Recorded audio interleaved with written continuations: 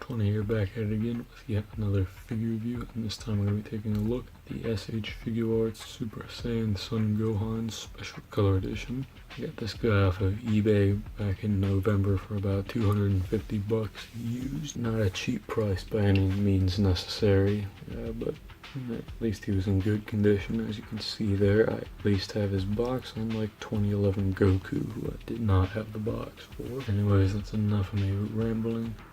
Let's move on to the box itself. Let's move on to the box here. You can see a clear window showcasing Gohan and a few of his accessories there.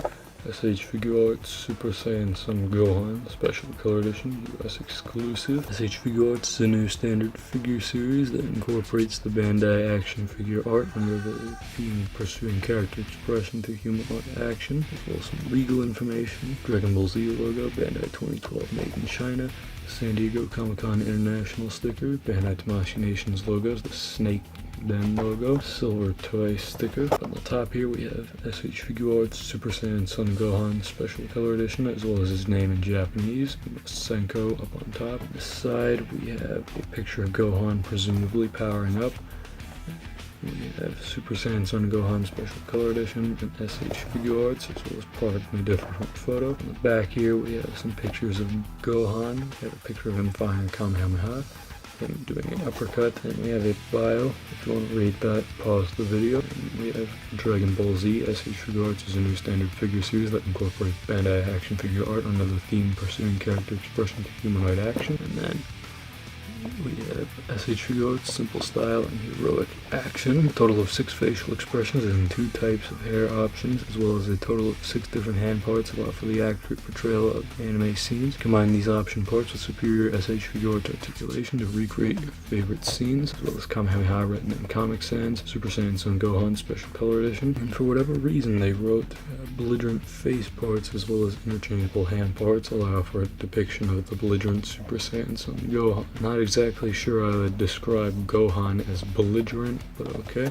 Side we have some dot matrix art that continues from the front. And bottom we have some bluefin crap nobody really reads, and the S.H.Figuarts logo. But anyways, let's get Gohan out of the box. Alright, so here Gohan is out of the box, and I have to say, this figure is pretty impressive. Like I said in the unboxing, the figure is incredibly well done. If you want to see it, go see it, and I'll probably leave a link in the description. I don't know. Overall, I'd say this figure is very solid, much better than the battle damaged version ever could be. As a matter of fact, that is probably my least favorite figure in the entire line, but we're not here to discuss that. I don't really have many comparisons, but here he is next to SDCC 2011 exclusive Super Saiyan Goku and the SDCC 2013 exclusive Piccolo. Here Gohan is next to his manga version counterpart, and I'd have to say, right off the bat, there are some very clear differences between these two. The skin tone is noticeably lighter on the manga version,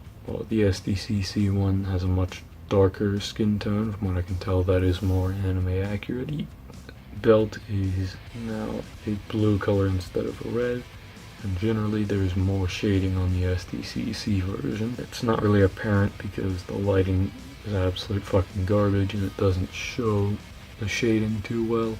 The shading is there on SDCC Gohan. Between these two, if affordability wasn't a problem, I'd say the SDCC Gohan is virtually superior to this Gohan and the battle damage one, just about every single sense of the word, because the battle damage one is absolute fucking garbage in my opinion.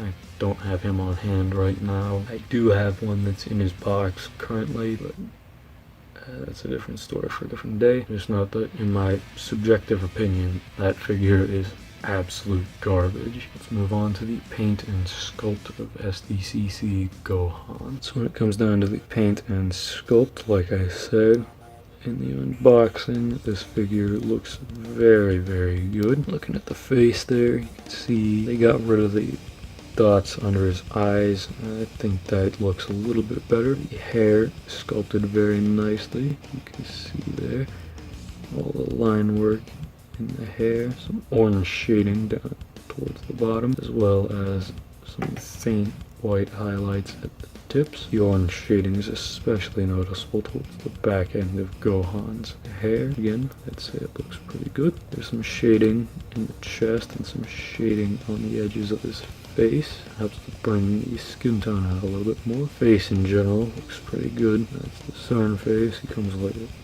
5 other options for you. Here's one of my only gripes with the figure as far as the paint and whatnot goes.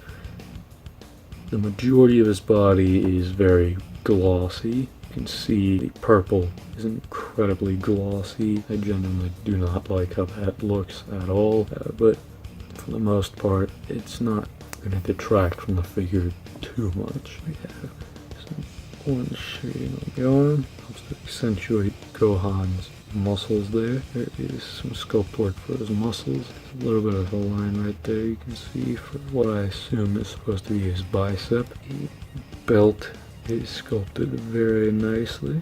It's a nice blue to help contrast with the darker purples of the gi. Like I said, there is some shading in his leg. You can kind of make it out there. It's just so glossy it doesn't show up on camera, but you probably could see it in the unboxing. The foot is very nicely sculpted, and then there's some brown lines painted into the sculpt there. There's another one of my only real gripes with the paint here.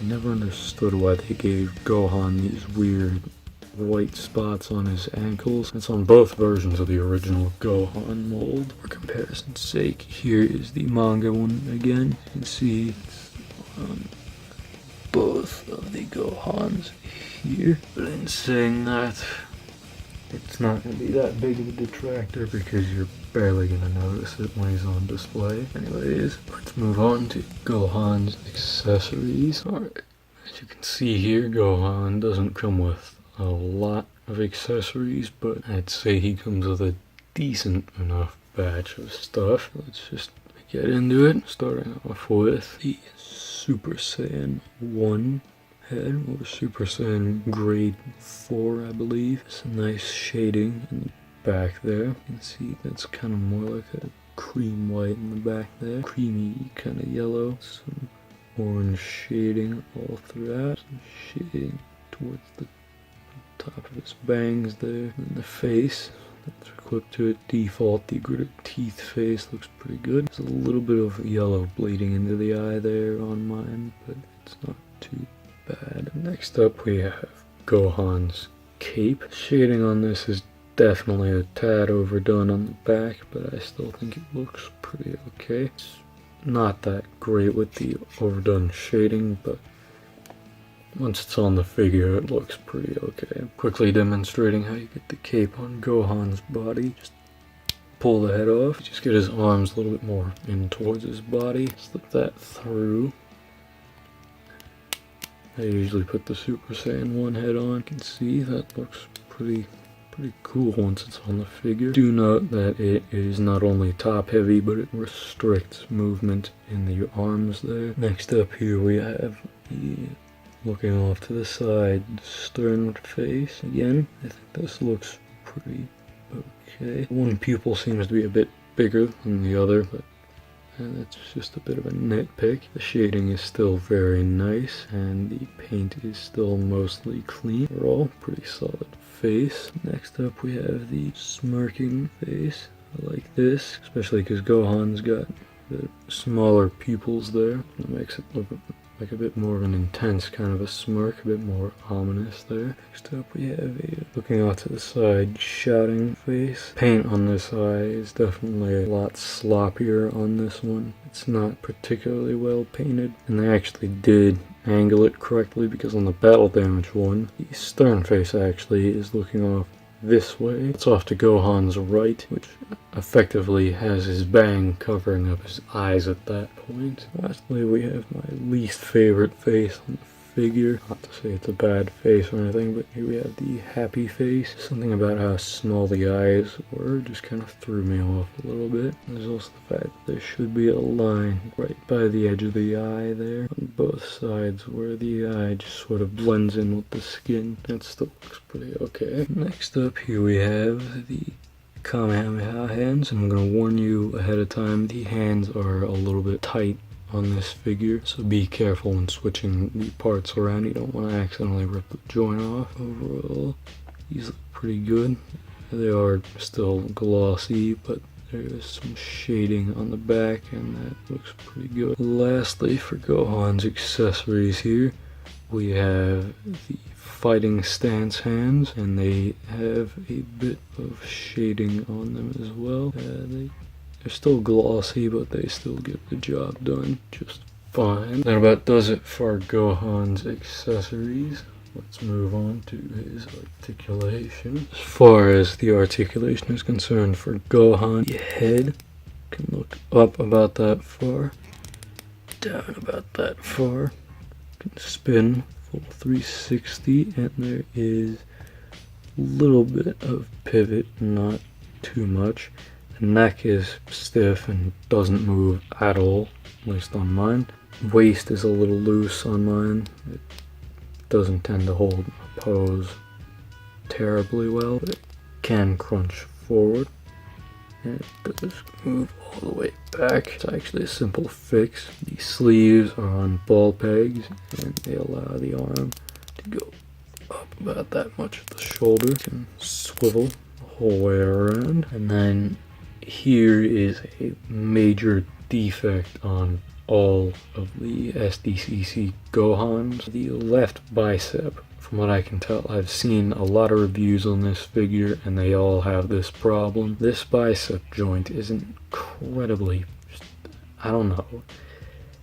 My theory is that it doesn't connect properly, but yeah, you can see that the upper bicep is swiveling, but the lower joint doesn't move. You can get the lower joint to move, just yeah, it falls out once you try to do that, and that's because this upper ball peg connects to the swivel through the hole there, and then the swivel connects to the arm. So this bit right here is essentially supposed to go up and into the swivel. For whatever reason, the ball peg doesn't actually fit in the socket. I'm assuming it's a little too big, but yeah, gotta force it if you want any kind of a swivel out of that joint there. It does not move all that well, and the elbow itself can move about that far inwards, and the wrist can swivel and then pivot a little bit. This lower piece can swivel, but I'm gonna warn you, you don't want to move that too much because that's actually what broke my original one. The leg can drop down at the upper hip and then kick up about that far, drop down at the knee, and then the ankle can drop down about that far, not too far up, and then there's a bit of side to side, and then the toe crunches up about that much and down about that much. The articulation, it's flawed, but it's definitely pretty good. Anyways, let's move on to my final thoughts on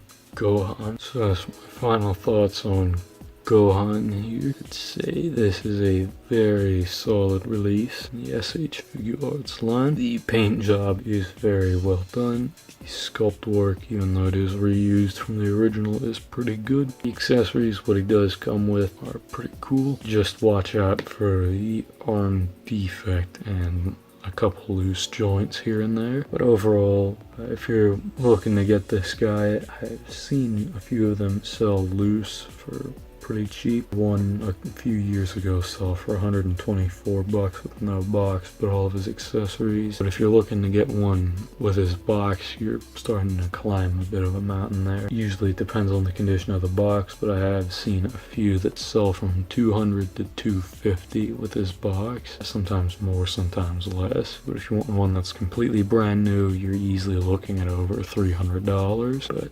anyways, yeah, this figure is very good, and if you can afford it, I strongly recommend it. Anyways, this has been Dip Games 420, and I will see you guys next time.